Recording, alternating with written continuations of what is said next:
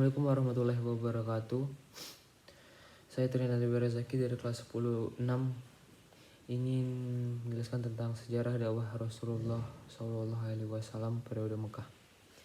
Rasulullah SAW merupakan Nabi terakhir sekaligus Rasul yang diangkat pada tanggal 17 Ramadan atau 13 sebelum Hijrah atau 610 Masehi dengan usia 40 tahun.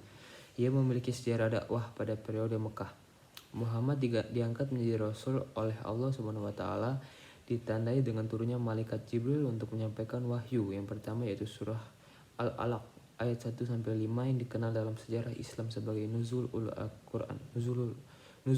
Quran.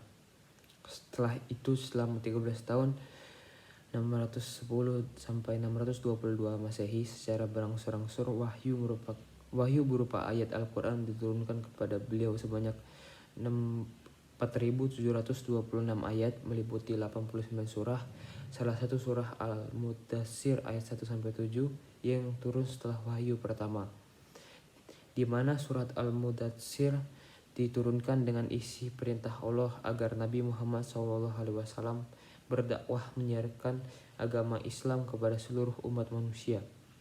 Sedangkan isi ajaran-ajaran yang disampaikan oleh Rasulullah SAW di awal kenabiannya adalah tentang keesaan Allah SWT, hari kiamat sebagai hari pembalasan, kesucian jiwa dan persaudaraan dan persatuan. Tujuan dakwah Rasulullah SAW pada periode Mekah adalah agar masyarakat Arab mampu meninggalkan kejahiliannya dalam bidang agama, moral dan hukum, sehingga menjadi umat yang mempercayai kebenaran utusan Allah SWT dan ajaran agama Islam yang disampaikan sekaligus agar dapat mengamalkannya dalam kehidupan sehari-hari. Agar dapat tercapai tujuan-tujuan tersebut, maka dalam berdakwah Rasulullah SAW mempunyai strategi dakwah yang beliau lakukan, yaitu dakwah secara sembunyi-sembunyi dan dakwah secara terang-terangan. Dakwah Rasul secara sembunyi ini menyerukan agama Islam kepada para kerabat sahabat hingga orang-orang sekitar rumah tangganya. Orang-orang yang telah masuk Islam pada saat itu disebut as-sabiqun awalun atau pemeluk Islam generasi pertama yang terdiri dari Khadijah binti Khuwailid, Ali bin Abi Thalib, Zaid bin Haritsah, Abu Bakar As-Siddiq dan Ummu Aiman. Selanjutnya,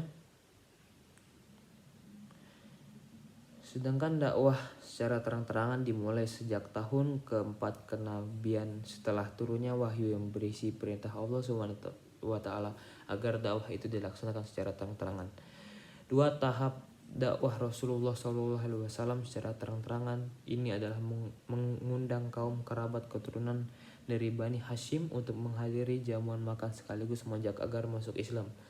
Sedangkan tahap selanjutnya Rasulullah SAW mengumpulkan para penduduk Mekah untuk berkumpul di Bukit Syafa. Selain itu Rasulullah SAW menyampaikan dakwahnya kepada para penduduk di luar kota Mekah. Di antaranya orang-orang yang masuk Islam di luar Mekah antara lain Abu Dzar Al-Ghifari dan Tufail bin Amr Ad-Dawsi. Sedangkan dari kalangan orang kafir yang masuk Islam ialah Hamzah bin Abdul Muthalib dan Umar bin Khattab. Dalam menjalankan dakwahnya, Rasulullah tidak hanya menemukan orang-orang yang mempercayai sekaligus masuk Islam, melainkan ada beberapa orang yang menolak dan menentang dengan hadirnya ajaran Islam ini, salah satunya kaum Quraisy. Adapun sebab-sebab kaum Quraisy menentang dakwah Rasulullah SAW diantaranya karena mereka keberatan dengan ajaran persamaan hak dan kedudukan antara semua orang. Mereka menolak adanya kehidupan setelah kematian. Mereka berat meninggalkan agama dan tradisi hidup masyarakat warisan leluhur mereka. Selain itu, mereka menentang keras dan berusaha menghentikan dakwah Rasulullah SAW sebab Islam melarang menyembah berhala. Dalam menghadapi tantangan dari kaum Quraisy, salah satu cara Nabi SAW dengan menyuruh 16 orang sahabatnya untuk hijrah ke Habasyah karena raja di sana memberikan jaminan keamanan. Mungkin cukup segitu. Sekian dari saya. Wassalamualaikum warahmatullahi wabarakatuh. Semoga bermanfaat bagi masyarakat di sekitar dan bagi semua orang. Terima kasih.